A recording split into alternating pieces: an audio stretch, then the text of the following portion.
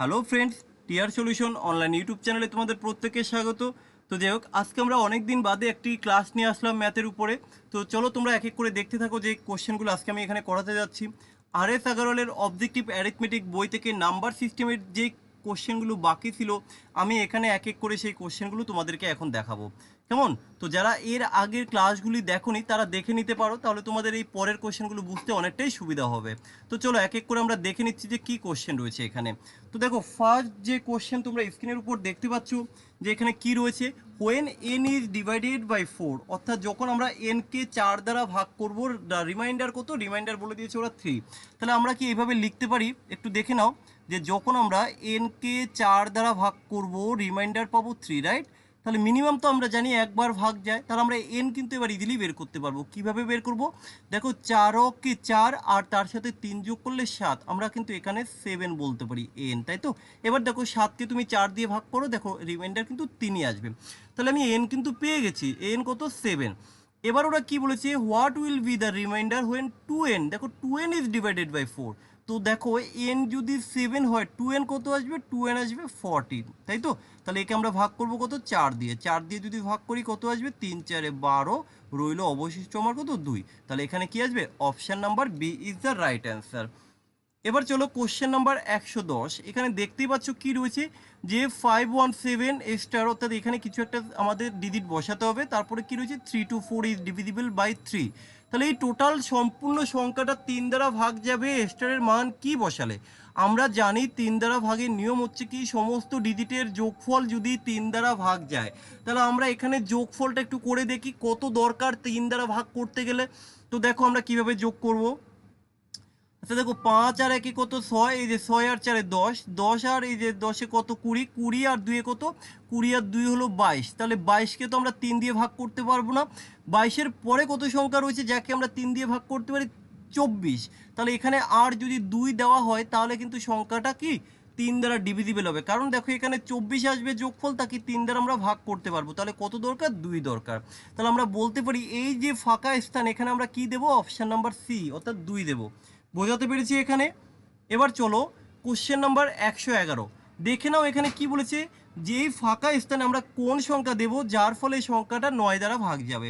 আমরা জানি 9 দ্বারা ভাগের নিয়ম কি বলা হয়েছে, সম্পূর্ণ ডিজিটের যোগফল যদি 9 দ্বারা ভাগ যায়। আমরা একটু দেখে নিই এখানে যোগফলটা কত রয়েছে। সবথেকে ইজি একটা মেথড রয়েছে দেখো করার, যে তুমি এইভাবে করতে পারো, যে 8 আর 4 12 আর 1 13, তাই তো? 13 আর সাথে 20, 20 আর 6 কত, 26, 29। তাহলে 29 আছে, আর কত লাগবে তোমার যদি 9 দ্বারা ভাগ করতে হয়? আর দেখো 4 নং 36, এখানে রয়েছে 29, তাহলে আমার এখানে 7 দিতে হবে, রাইট? তাহলে এখান থেকে আমরা বলতে পারি 7। কিন্তু এইভাবে না করেও তুমি উত্তর বলতে পারবে। তাহলে এইভাবে না করে কিভাবে উত্তর বলবে, আমি সেটা একটু এখানে দেখিয়ে দিচ্ছি। দেখো, কনসেপ্টটা ক্লিয়ার থাকা চাই। এই যে 8 আর 1 9 কেটে দিলাম, কারণ আমরা জানি 9কে তো 9 দ্বারা ভাগ করা যাবে। এরপরে দেখো, এই যে 6 আর কত, এই যে 3, 9 কেটে দিলাম। তাহলে বাকি দেখো সংখ্যাগুলো আমার ছোট হয়ে যাচ্ছে। এখানে একটা জিনিস লক্ষ্য করো, বাকি কত রয়েছে, 7 আর 4 11। তাহলে 11-এর সাথে আমরা যদি আর 7 যোগ করে দিই, 18 আসবে। 9 দুগুণী 18, বোঝাতে পারলাম? তো তাতে যদি তোমাদের প্রবলেম হয়, তোমরা আরেকটা কাজ করতে পারো, যে 4 আছে, 4-এর সাথে যদি 5 যোগ করি 9, আর এখানে 7 আছে, 7-এর সাথে যদি 2 যোগ করি 9, তাহলে দেখো এই যে 5 আর 2 7, অর্থাৎ 7 যোগ করলে 9। তোমরা যে কোনো একটা মেথড ইউজ করতে পারো। মেন টার্গেট রাখতে হবে তোমাদের টাইম সেভ, যে কিভাবে করলে আমরা টাইমটাকে সেভ করতে পারবো। কেমন? চলো পরের কোশ্চেন দেখে নাও। এখানে কি বলেছে, 11 দ্বারা ডিভিজিবল। তাহলে কি বলেছে, যে এই ফাঁকা স্থান আমরা এমন কি মান বসাবো যার ফলে সংখ্যাটা 11 দ্বারা ডিভিজিবল হবে। তো 11 দ্বারা ভাগের নিয়ম আমি আগে বেসিকটা একটু দেখিয়ে দিই। আমরা জানি এক গড় সেরে সেরে যোগ করতে হয়, রাইট? এই যে এক গড় আমি সেরে সেরে এখানে যোগ করব। তো একটু দেখে নাও, যে যোগ করলে কি আসবে, 7 আর 1 হলো 8। তাহলে আমরা এইভাবে লিখতে পারি 8 প্লাস কি, এই যে স্টার, অর্থাৎ এর মান আমি বের করব। বাকি কি রয়েছে দেখো, 9 আর 2 11, 11 আর 5 এই 11 আর এই 11 22, তাহলে এই লিখে দিলাম 22। কিন্তু আমার দরকার কি, এক্স বা স্টারের মান। তাহলে কি করব, 22 মাইনাস হলো 8, তাহলে কত আসবে, করলে আসবে 14, তাই তো? কিন্তু আমরা জানি এক্স এর মান কখনো এখানে তো 14 বসাতে পারবো না, সিঙ্গেল ডিজিট বসাতে হবে। তখন কি করবে, এই 14 থেকে 11 মাইনাস করে লিখবে। ক্লিয়ার? তাহলে কত আসবে, 3 আসবে। আমরা এখানে কত বসাবো, 3 বসাবো। এবার দেখো, এটা এই যে স্টারের মান যদি কখনো 2 ডিজিট চলে আসে, তাহলে কি করতে হবে বললাম, তুমি 11 থেকে মাইনাস করবে। যদি কখনো নেগেটিভ চলে আসে, সে স্টারের মান চলে এসছে -3, তখন কি করতে হবে তোমাকে? 11 - 3 করে তখন তোমাকে 8 বসাতে হবে। বোঝাতে পারলাম? মাইনাস আসলে কি আসবে বা 2 ডিজিট আসলে কি আসবে। তো এই কোশ্চেনটাকে তুমি আরও সহজভাবে করতে পারো, কি আমি একটু দেখিয়ে দেই। দেখো 97215, এখানে কিছু একটা সংখ্যা দিতে হবে, রাইট? আমরা দুটো দুটো করে সংখ্যার যোগফল নিতে পারি। এবার দেখো সবথেকে ইজি প্রসেসটা আমি এবার দেখিয়ে দিচ্ছি। এখানে এই যে 72 রয়েছে, তাই তো 72 আর এই যে 9, আমরা দুটো ডিজিটের যোগফল করব, দুটো দুটো সংখ্যার যোগফল করব। সেই যোগফল যদি 11 দ্বারা ডিভিজিবল হয়, তাহলে এবার দেখো কিভাবে করব। আচ্ছা দেখো, এই যে 72 আর 9 কত? 72 আর 9 হচ্ছে 81, এই যে 81। আচ্ছা তাহলে 81কে যদি আমি 11 দিয়ে ভাগ করি, 7 11 77, আর এখানে কত রইলো? 77। দেখো 78 79 80 81, কত রইলো? এখানে এক্সট্রা 4 রইলো, রাইট? এখানে দেখো একটা জিনিস লক্ষ্য করো, এখানে যদি আমরা 11 দিয়ে ভাগ করি, কত আসবে? 11 দ্বারা যদি আমরা ভাগ করি, দেখো 11কে 11, তাহলে এখানেও আমরা দেখতে পাচ্ছি কত হলো।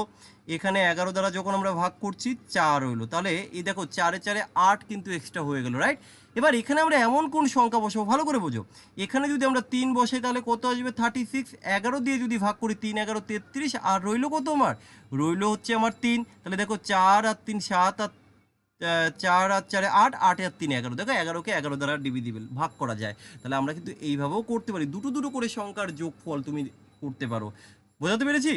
যদি কেউ না বুঝতে পারো, আমাকে কমেন্ট করে জানাবে, আমি 11 দ্বারা ভাগের নিয়মটা আবার দেখিয়ে দেবো। কারণ দেখো মেন টার্গেট, এক্সাম হলে এতটা লেখার সময় নেই। দেখো তুমি মনে হয় যে না আমি তো এটা জানি, এইভাবে তো আমি বের করতে পারি। হ্যাঁ, বের করতে পারবে না আমি একবারও বলিনি, বের করতে পারবে, কিন্তু সময়টা অনেক বেশি চলে যাবে।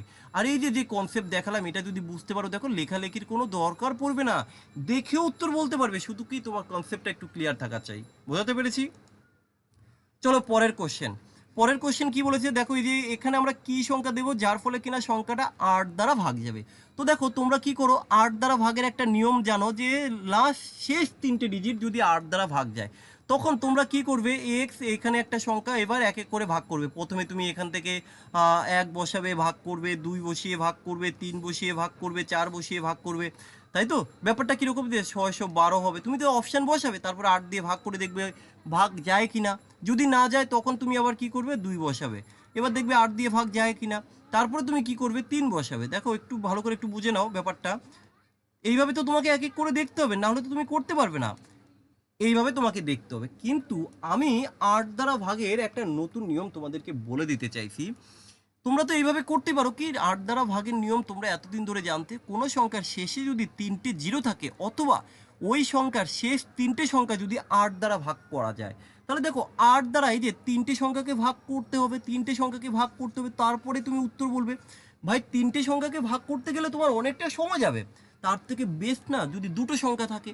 দেখো দুটো সংখ্যা থাকলে আমরা কি অনেক সহজভাবে করতে পারি। তাহলে এই সহজভাবে করার জন্য কিছু নিয়ম একটু মাথায় রাখতে হবে। কি নিয়ম?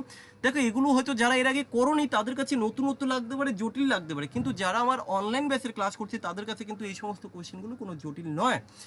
আশা করি তারা বুঝতে পারবে খুব সহজেই। আমরা বলেছিলাম 8 দ্বারা ভাগের ক্ষেত্রে এই যে 3 নাম্বার ডিজিটটি দেখবে, কারণ লাস্ট 3টে সংখ্যা বলা হয়েছে, লাস্ট 3টে সংখ্যা বলা হয়েছে, ভালো করে বুঝো। 3টে সংখ্যার মধ্যে এই 3 নাম্বার সংখ্যাটাই আমরা দেখব, যে এই সংখ্যাটা ইভেন না অড, আর কিছু না, শুধু দেখবো ইভেন না অড। তো এবার এখানে একটা জিনিস লক্ষ্য করছি, এখানে সংখ্যাটা কত রয়েছে, এখানে সংখ্যাটা রয়েছে জোড় 6 রয়েছে, তার মানে ইভেন। যদি ইভেন থাকে তাহলে আমার কাজ হবে এই লাস্ট দুটো সংখ্যাকে এমন কি থাকবে যাতে 8 দ্বারা ভাগ যায়। ভালো করে বুঝো, যদি জোড় থাকে তাহলে 8 দ্বারা ভাগ করব। তাহলে এবার একটা জিনিস লক্ষ্য করো, আমার এটা রয়েছে কত 2, এখানে কত দিলে 8 দ্বারা ভাগ যাবে, 1 দিলে 12 হবে, 2 দিলে কত 22 হবে, 3 দিলে 32 হবে।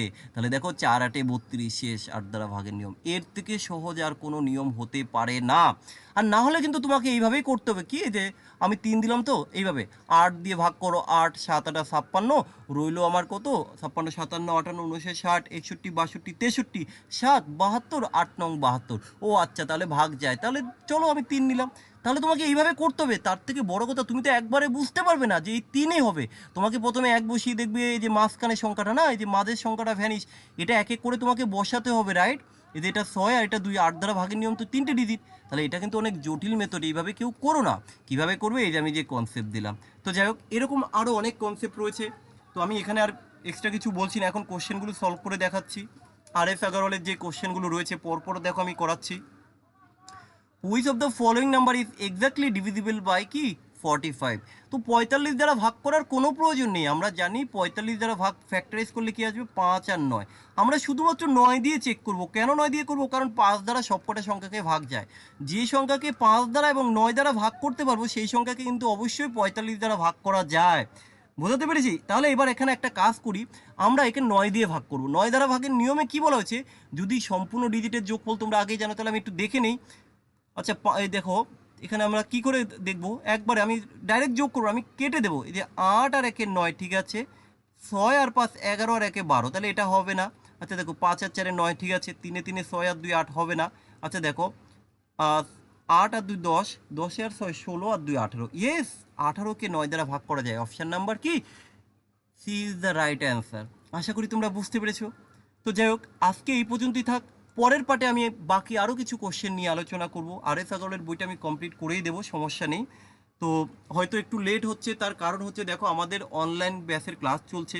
তোমরা যারা ম্যাথ শিখতে চাও, একটা জব যে হ্যাঁ আমাকে কনফার্ম পেতেই হবে, যারা সিরিয়াসভাবে প্রিপারেশন নিচ্ছ তাদেরকে বলবো এইভাবে কখন আমি ইউটিউবে ক্লাস দেব, তোমরা ফ্রিতে পাবে এই আশা ওয়েট না করে, দেখো সামান্য একটু পে করে যদি তোমরা চাও সমস্ত ক্লাসগুলো ইজিলি কমপ্লিট করতে পারবে। আমরা এক এক করে বেসিক থেকে শুরু করেছি, চ্যাপ্টার ওয়াইজ সমস্ত জিনিসগুলো আমরা এখানে করাচ্ছি। তো চাইলে তোমরা এখানে কন্ট্যাক্ট করতে পারো। তার সাথে সাথে আমরা এতদিন ইংলিশটা শুরু করতে পারিনি, এখন আমাদের সাথে ইংলিশের যে ক্লাস চলছে, দেখো কেউ যদি মেইনের জন্য ক্লাস করতে চাও, সে BCS হোক, ICDS হোক কিংবা ক্লার্কশিপ হোক, ডেইলি ডেইলি বলতে কি সপ্তাহে 7 দিন কিন্তু লাইভ ক্লাস থাকছে ডেসক্রিপটিভ ক্লাসের উপর। ক্লাস নেবেন কে? আমাদের অরিজিৎ স্যার। উনি এখন বর্তমানে কোথায় রয়েছে তোমরা দেখতেই পাচ্ছ ওনার ডেজিগনেশনটা, তাই তো? তো যাই হোক এটা থেকে কিন্তু একটা কোশ্চেন আসে, আশা করি আমি জানি তোমরা অনেকে হয়তো জানো যে SIDBI এর ফুল ফর্ম কি, তাই তো? একটা কোশ্চেন আমি এখানে রাখলাম, এটা SW হিসেবে দিয়ে দিলাম। উনি কিন্তু তার অডিটর হিসেবে কর্মরত। তো যাই হোক এই স্যার আমাদের ক্লাস নেবে, তোমরা যারা করতে চাও যোগাযোগ করতে পারো। দেখো এখানে অবজেক্টিভ এবং ডেসক্রিপটিভ ইংলিশ চলছে, আর ম্যাথ রিজনিং তো তোমরা জানোই, আর তার সাথে ডেইলি যে মক টেস্টগুলো হয়। তো তোমরা যারা বিভিন্ন এক্সামের জন্য প্রিপারেশন নিতে চাও, তোমরা এখানে দেওয়া কন্ট্যাক্ট নাম্বার যোগাযোগ করতে পারো, ঠিক আছে? তো আজকে মোটামুটি এই পর্যন্তই ক্লাস।